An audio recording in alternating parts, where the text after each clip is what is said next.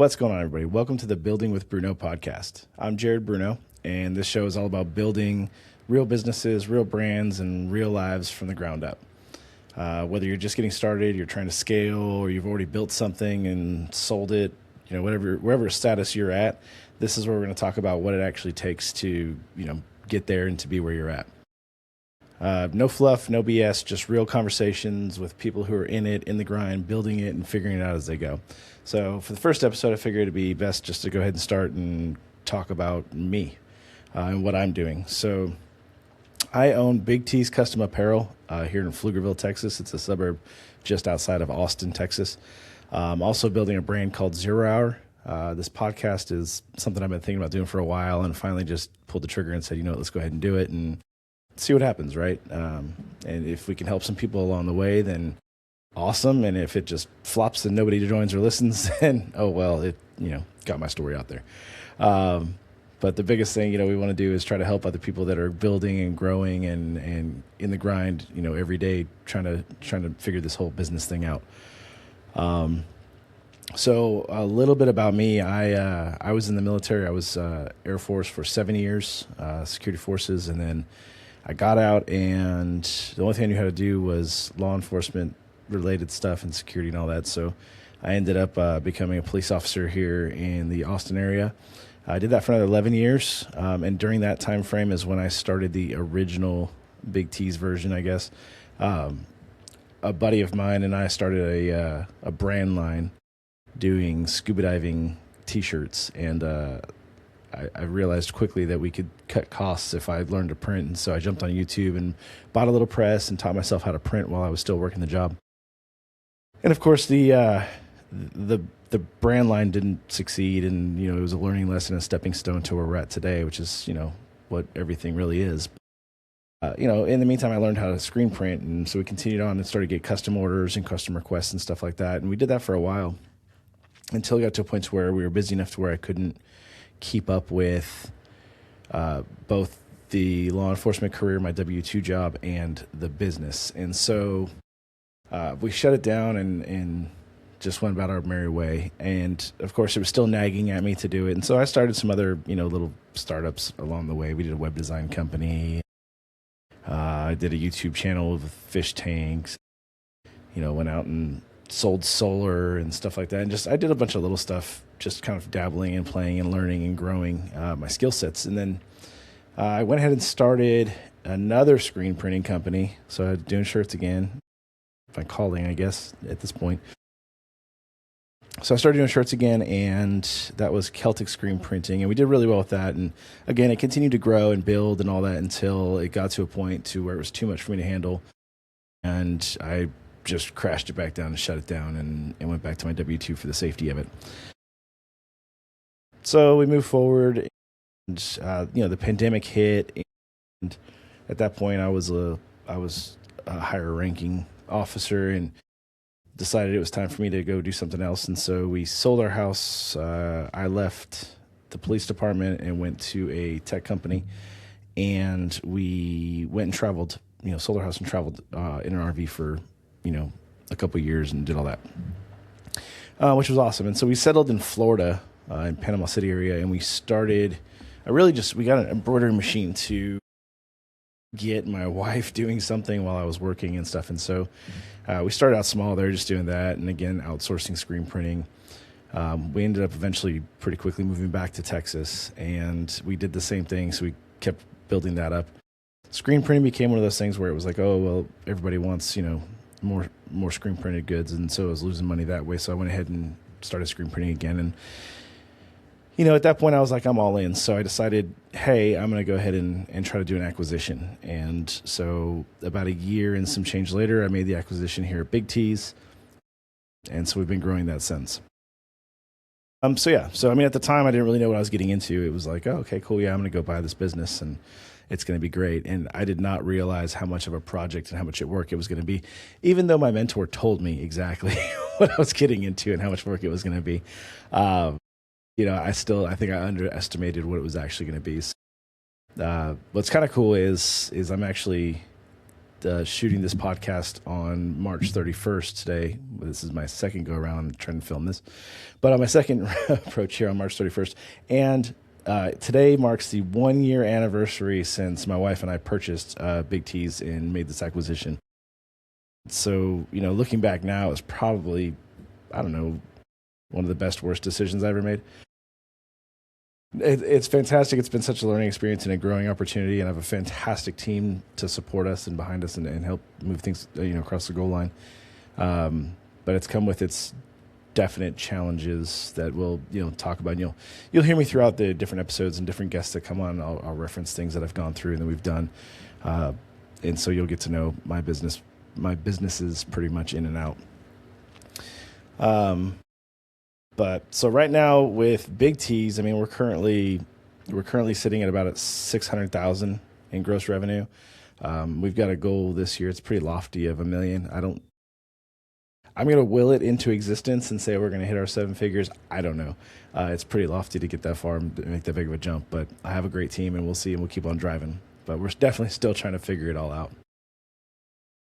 So some of the things, I've talked about just briefly, we had challenges and stuff, and, a lot of it is just learning experiences. We're learning the sales issues. We've inconsistent pipelines for sales. We're pretty heavy in the schools, which ebbs and flows with school season, of course. And shirts and hats and caps and backpacks and stuff are great because they do wear out over time. But it's a quasi-flooded market, I guess, depending on what you're looking for. You put out a Facebook post and say, I need shirts made, and you're going to get 100 responses. A lot of people are doing it in their garage using direct-to-film and other things like that. But so the inconsistent pipeline there, and then, getting good, solid sales reps. And, a lot of times it's got to be like an independent sales rep because it's just too costly for a low-margin business like this. So, getting good, hungry reps that want to do it. And I've been blessed. I have a good team, and we've done really well as far as building that out. But, so when it comes to scaling, when I bought the shop, there was 2 employees. So, of course, before it was, my wife and I, and then we jumped in here with 2 employees that had been here for quite a while. And they were core employees. So that really worked out well for us. And they knew the industry. They'd been in the industry for a long time.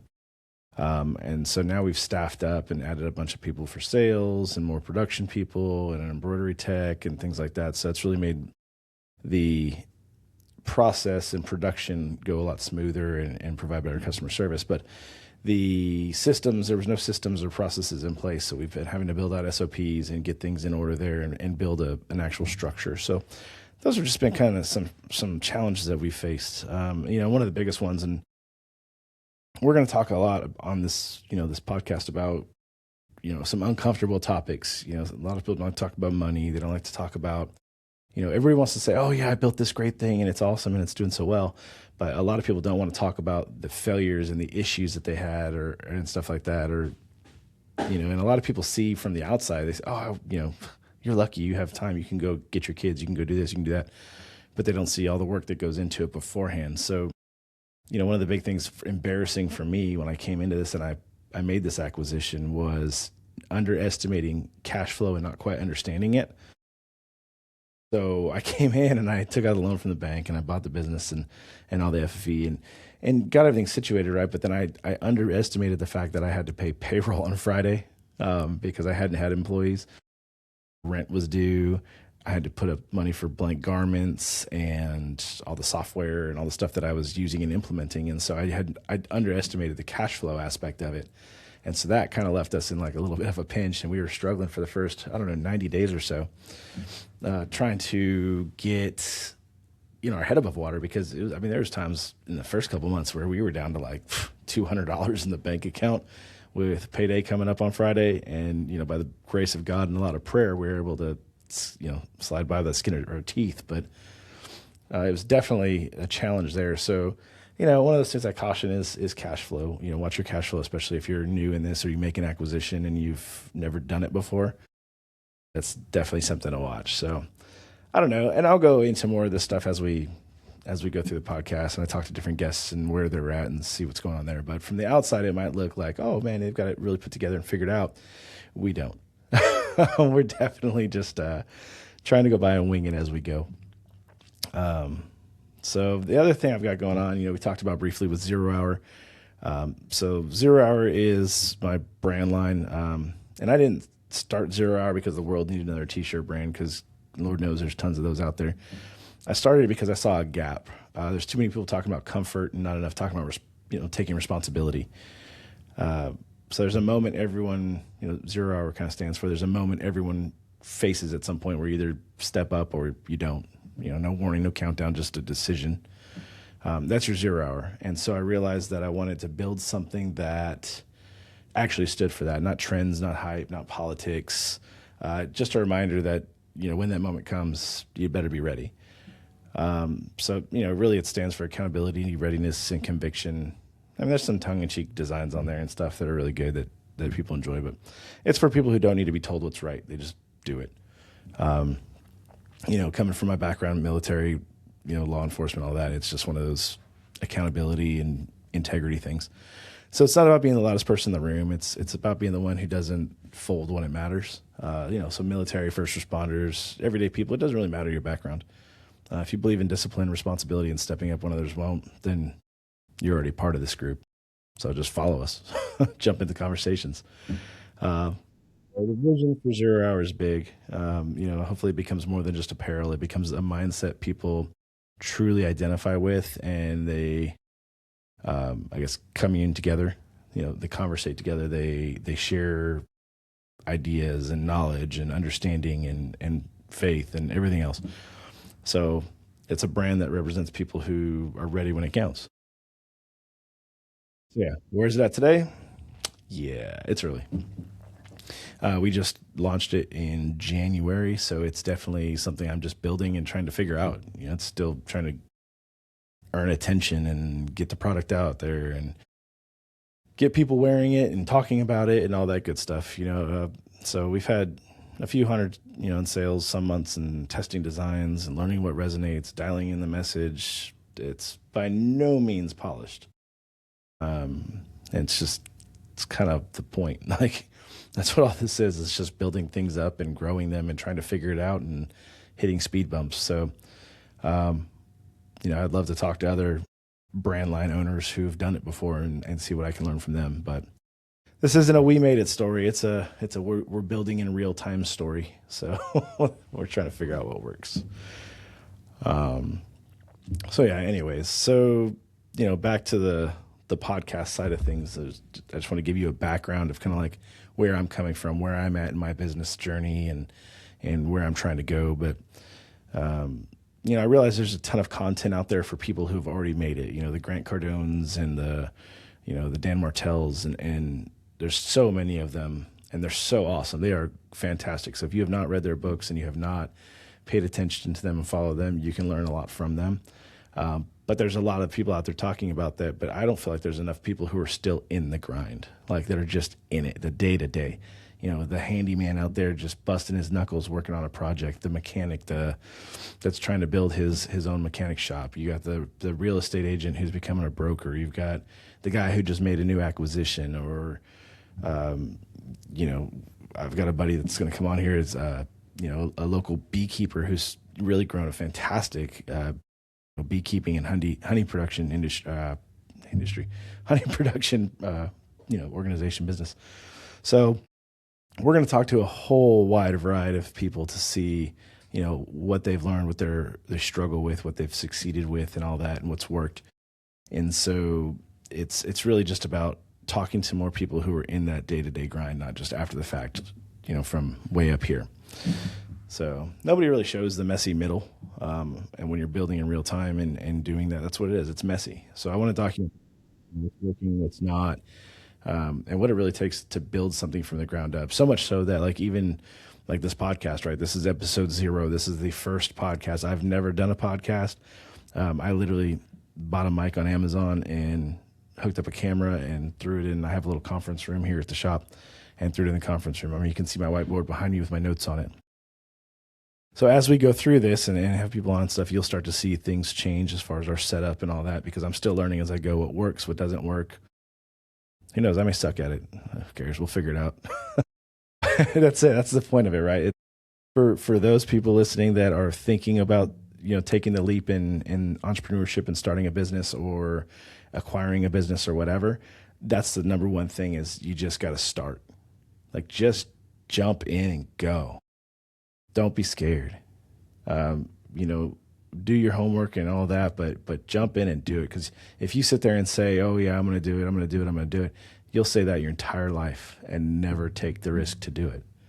And I'm telling you, it's worth it. It's fun. You'll pull your hair out some days. I mean, Monday will be great. Tuesday will be horrible. By Wednesday, you forgot and you're back to Monday. So you just roll with it. But that's the biggest thing. Most people talk about once they've made it, and I want to document it while I'm in it and what it looks like. And hopefully, some of you out there listening and watching will pick something up from us, the people that are in the grind.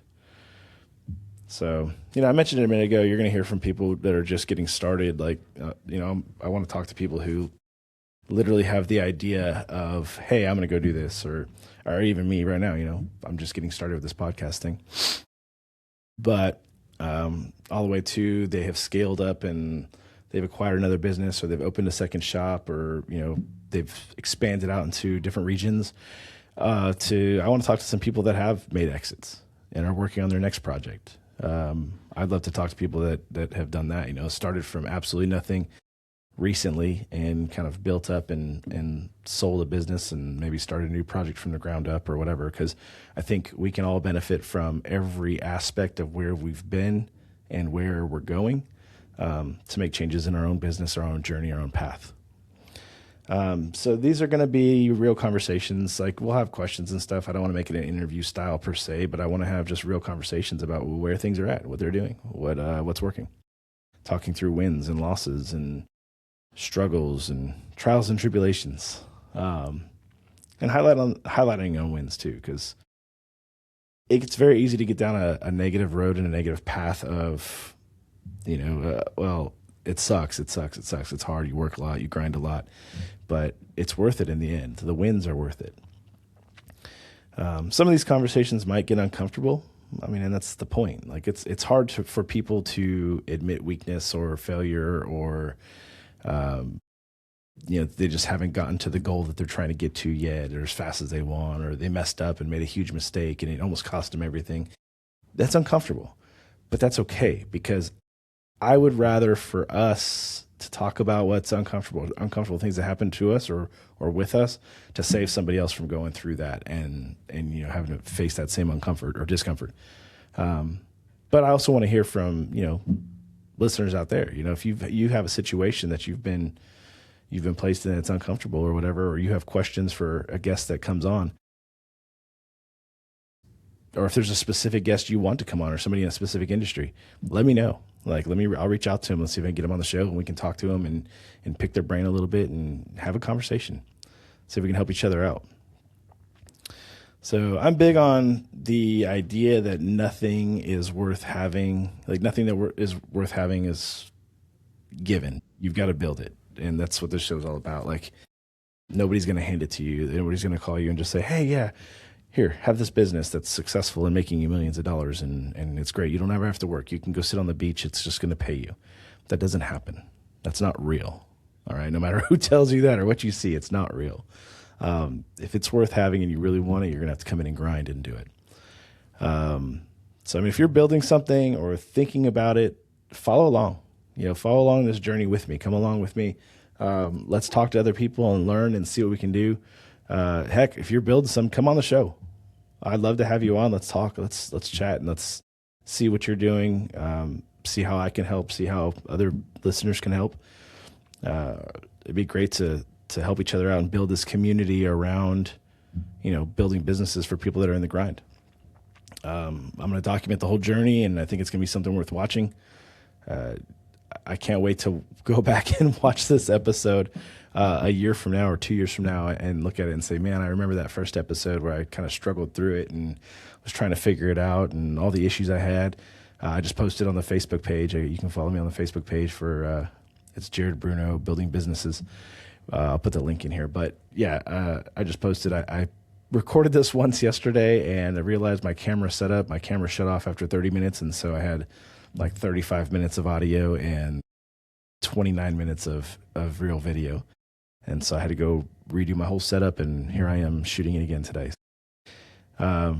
It's not going to be clean and polished. It's not going to be perfect. It's going to be gritty. It's literally, we're going through this process together. You're going to hear me come on here, and I'm going to talk about the mistakes I made in my own businesses. I'm going to screw something up at Big T's, and I'm going to talk about it on here.